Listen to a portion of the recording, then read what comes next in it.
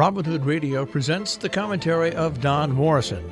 Don is a former editor at Time magazine. He's an author, lecturer, and member of the Berkshire Eagle Advisory Board. This week, I wanted to talk about the biggest story in the world, impeachment.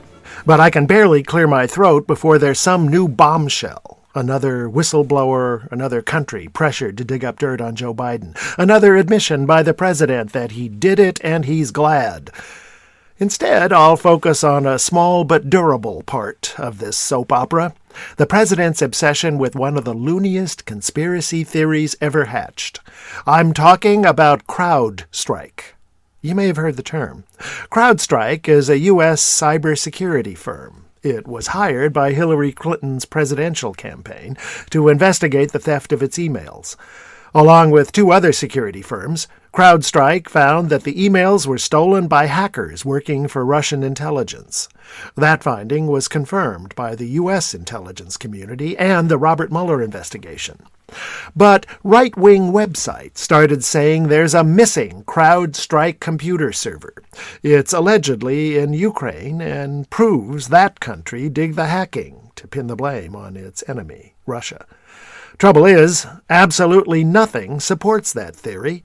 No server is missing. There's no evidence Ukraine might have it. No sign Ukraine interfered at all in the 2016 election.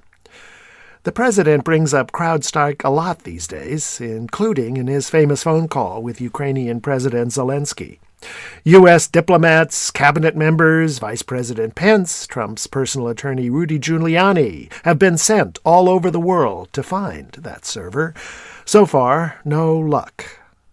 The most charitable reading of the president's Crowdstrike fixation is that he knows it's ridiculous, but if he repeats it often enough, some people might get confused. Actually, there's a more likely explanation. As impeachment advances, our president is getting increasingly agitated. He rants about coups, treason, execution, civil war. He rails about corruption, even though he and his family are kind of vulnerable on that one. He seems to be daring us to impeach him. Maybe he feels invincible after surviving the Mueller investigation. Maybe he thinks he's above the law. Maybe he's just...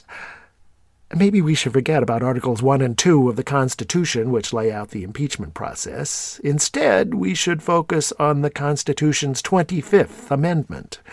That's the one that provides for removal of a conspiracy-obsessed president who becomes clinically, demonstrably, stark, raving bonkers. I'm Don Morrison. Don Morrison is an author and editor. He's taught at universities in the United States, Europe, and Asia.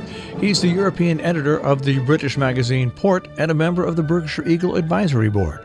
He lives in Paris, Miami, and in Berkshire County.